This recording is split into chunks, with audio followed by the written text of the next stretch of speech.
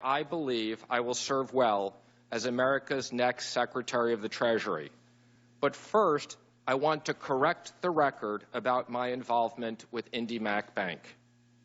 Since I was first nominated to serve as Treasury Secretary, I have been maligned as taking advantage of others' hardship in order to earn a buck.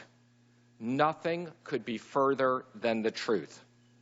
During the summer of 2008, I saw the devastation that was caused by the housing crisis when I watched people line up to get their life savings out of IndyMac Bank. It was the middle of the financial crisis, and despite the global panic, I saw a way to save the bank. I applied for a banking charter and submitted a bid to the FDIC for IndyMac. On December 31st, just before midnight, we signed a binding agreement with the FDIC. They later confirmed that our bid was almost $1 billion higher than the next best bid. We were willing to invest $1.6 billion into the most costly bank failure ever to the FDIC deposit fund. We did this because we believed in our ability to rebuild and create a successful regional bank. We believed in the recovery for the American economy. Let me be clear. My group had nothing to do with the creation of the risky loans in the IndyMac loan portfolios. When we bought the bank, we assumed these bad loans, which had been originated by previous management. Some of those individuals had to answer to federal authorities for their bad lending decisions. We invested $1.6 billion into a failing financial institution when most investors were running for the hills. We renamed the business One West Bank and saved thousands of jobs. We developed a prospering community banking franchise in Southern California as most banks were pulling back. Over the next 2 years, we bought 2 more struggling banks from the FDIC. First Fed of Santa Monica and La Jolla Bank, both through competitive bidding. Combined, we had almost 70 branches and built a robust lending business, especially for small and medium-sized businesses. As chairman of the bank, I met with hundreds of business people from all walks of life who were seeking loans to grow their business and prosper. Like many banks at the time, IndyMac and its reverse mortgage division, Financial Freedom, was unstable due to a large amount of distressed credit mortgages in its portfolios. We bought IndyMac. These legacy loans were included in the purchase. The responsibility landed on me to clean up the mess others made, but we inherited. We worked very hard to help homeowners remain in their homes through modifications wherever possible. Ultimately, One West extended over 100,000 modifications to delinquent borrowers to try to help them out of a bad situation. I am proud of the fact that loan modifications started at IndyMac under the leadership of the FDIC. However, the FDIC loan modification program did not work for everyone. When the FDIC took over IndyMac, they estimated that more than half the foreclosures would not meet their test for a loan modification, and they demanded many policy conditions. Extend assistance to sympathetic borrowers by establishing affordable and sustainable payments by borrowers, increase the net present value of cash flows to the owner of the loan, and stabilize housing markets.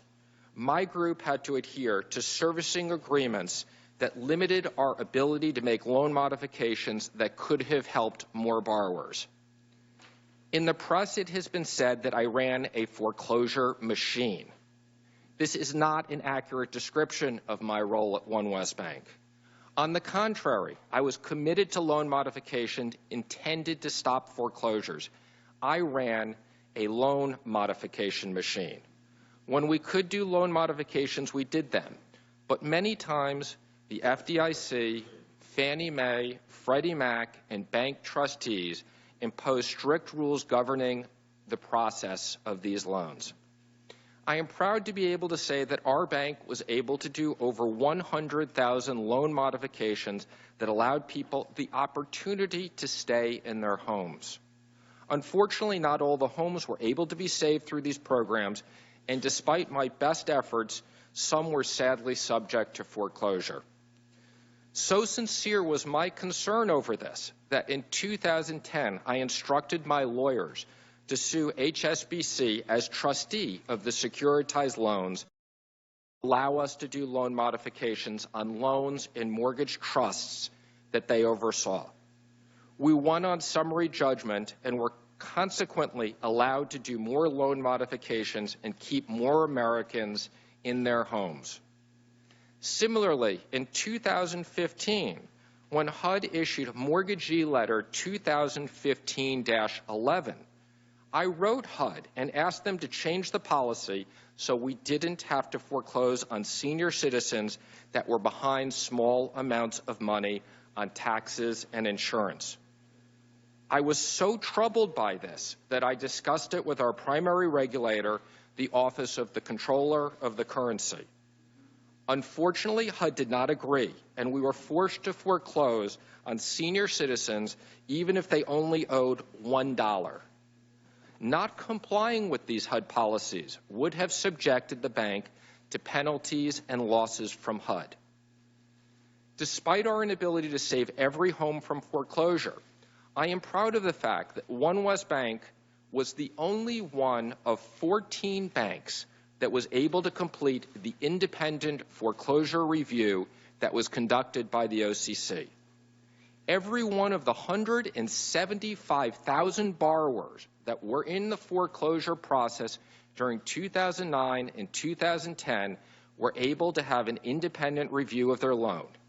We had a very low error rate, and independent government reviews routinely showed that we had the most effective loan modifications of any bank.